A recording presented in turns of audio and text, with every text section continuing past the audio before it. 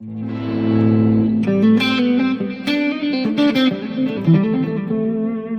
you're learning how to solo, learning how to connect to the chords and the changes that are happening becomes really, really important. There's a lot of different ways that you can do this. What I want to do today is just show you a really easy way that you can approach this if you know a little bit about your scales. So let's go ahead and get started.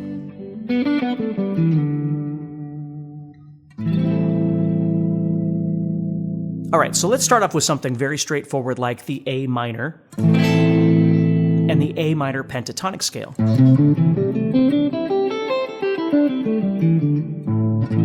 Okay, it's okay if you don't know this stuff great or you're not really fast at it or anything, it's perfectly fine. But that's what we'll start with, is just understanding we have a chord and we have a scale that corresponds to that chord. Now, if you know other scales, obviously you can use all kinds of different things, but let's just start nice and easy here. So we have A minor, and then we have the A minor pentatonic. All right, let's say we have something change. Let's say we have a chord come up, something else. So let's say the next chord that comes up in the sequence is this G. All right, so what are we going to do about that? Well, there's a couple things that we could do. If we were in A minor, and let's say we know some of the notes that we're actually playing inside this A minor pentatonic, which the notes we'd be playing would be A, C, D, E, and G. Okay, so over this A minor chord, we might be directing our movement toward the note A, which makes sense. And again, it's okay if you're not fast at this or anything like that, but you get the idea. So over the A minor chord, I'm directing my motion toward A. Now that would mean I need to know where A is. I'd need to know I have an A here, and certainly here. And maybe you know, you could bend this note and get an A. Whatever. So here comes the G chord. So what are we going to do over that G? Well, we have a couple things we could do. We could stay in A minor and simply try and move ourselves toward the note G. Right there. So we could stay in A minor, but move to the G. So we have this A.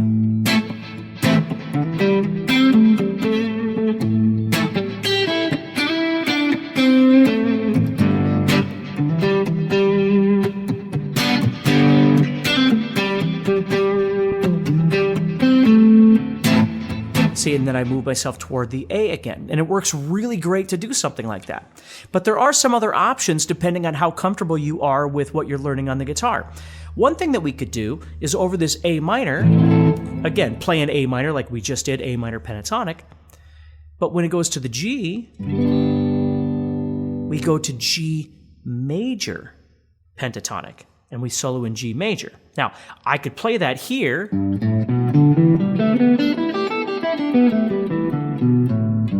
and that's perfectly fine, and I could solo in there.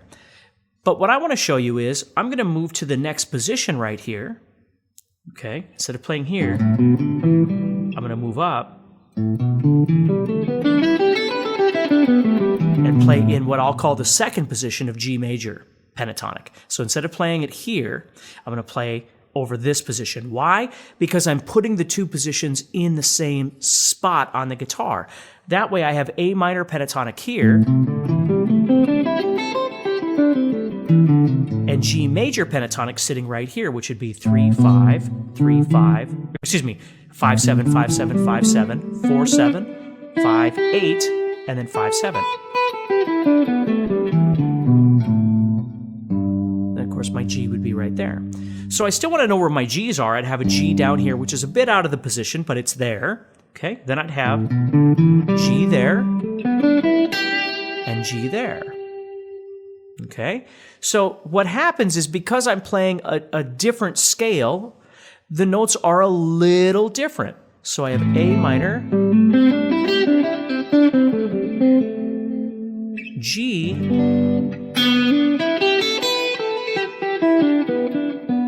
and especially this note, right? Because when we were playing A minor pentatonic, I was playing this note, which is C. And it's okay if you don't know that, but that's what that is. And when I was playing G major, I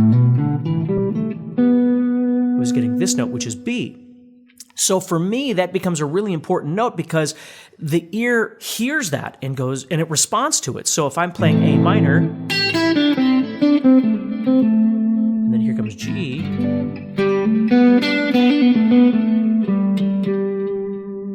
it sounds really nice. Okay? And we could keep going with this idea. Let's say we went to an F.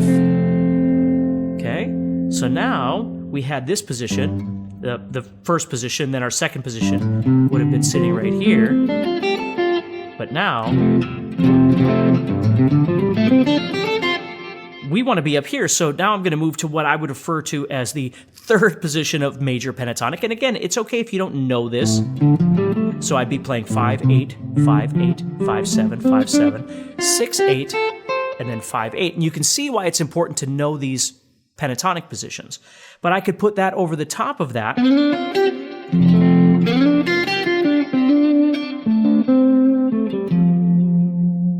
So over this A minor, G,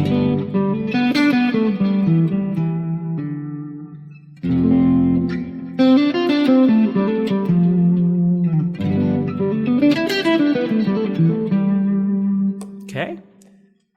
Now, if that seems way too much for you, take a step back to the first thing we talked about, where you could just stay in A minor pentatonic the entire time, but change the note that you're emphasizing. So when that G comes up, well, when A minor is being played, we go to A.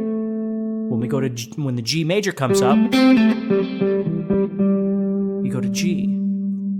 But here's the discrepancy. When F comes up, there's no F in this A minor pentatonic, so we'd have to add it in, and that's okay. We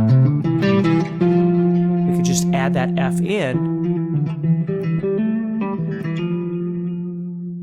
over that particular chord. Where this doesn't really work is when all of the chords that you're trying to play over are not part of the same key.